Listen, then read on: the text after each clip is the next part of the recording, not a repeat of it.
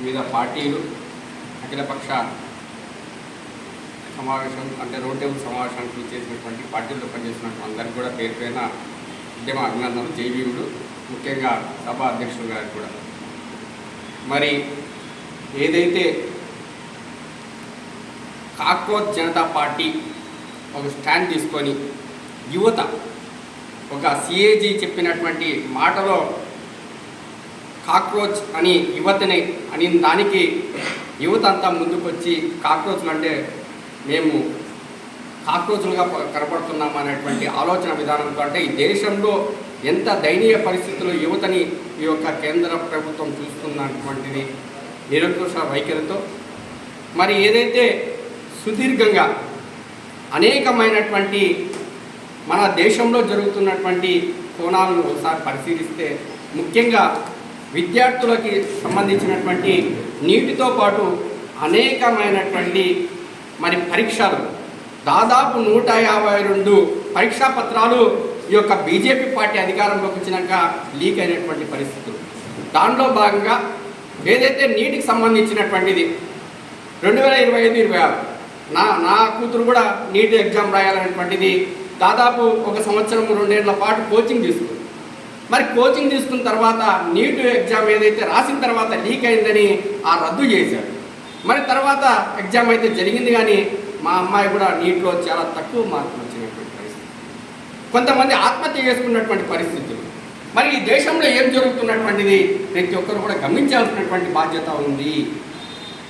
మరి మన రాష్ట్రం వరకు వస్తే ఒకవైపు చంద్రబాబు నాయుడు గారు, కూటమి ప్రభుత్వం, పవన్ కళ్యాణ్ గారు, మరి అలాగే ప్రతిపక్ష నాయకుడు జగన్మోహన్ రెడ్డి గారు కూడా ఇంతవరకు ఈ యొక్క అంశం మీద మాట్లాడనటువంటి పరిస్థితులు దాపరించాయి.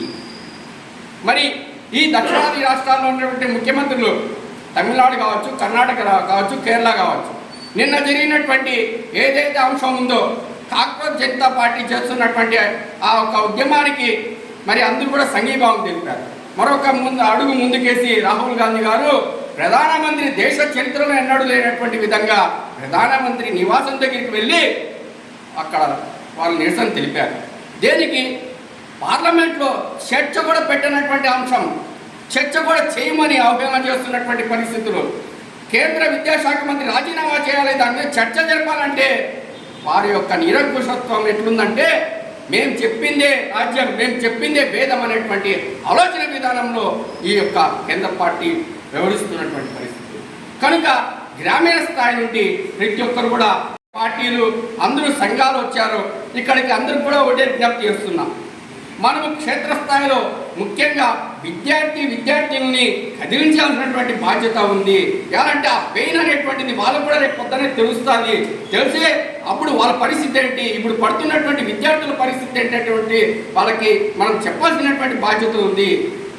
ఎవరైతే విద్యార్థి సంఘాలు ఉన్నారో, విద్యార్థి సంఘాలు రాలేదు ఈ సమావేశం, విద్యార్థి సంఘాలు అవసరం, యువ సంఘాలు అవసరం, వాళ్ళని కూడా మమేకం చేసుకొని కార్యాచరణగా ముందుకు వెళ్ళాల్సినటువంటి బాధ్యత ఉంది. పెద్దలు చెప్పినట్లు మీరు ఏ కార్యక్రమాన్ని తీసుకున్నా కూడా మేము బహుజనులుగా మా సంఘం తరఫున మద్దతు తెలుపుతూ మీ వెనక నడిచేకి మేము కూడా మా వంతు గలమిప్పేకి మా వంతు బాధ్యతగా మేము కూడా పనిచేస్తామని ఈ సందర్భంగా తెలియజేసుకుంటూ సెలవు. జై భీమ్.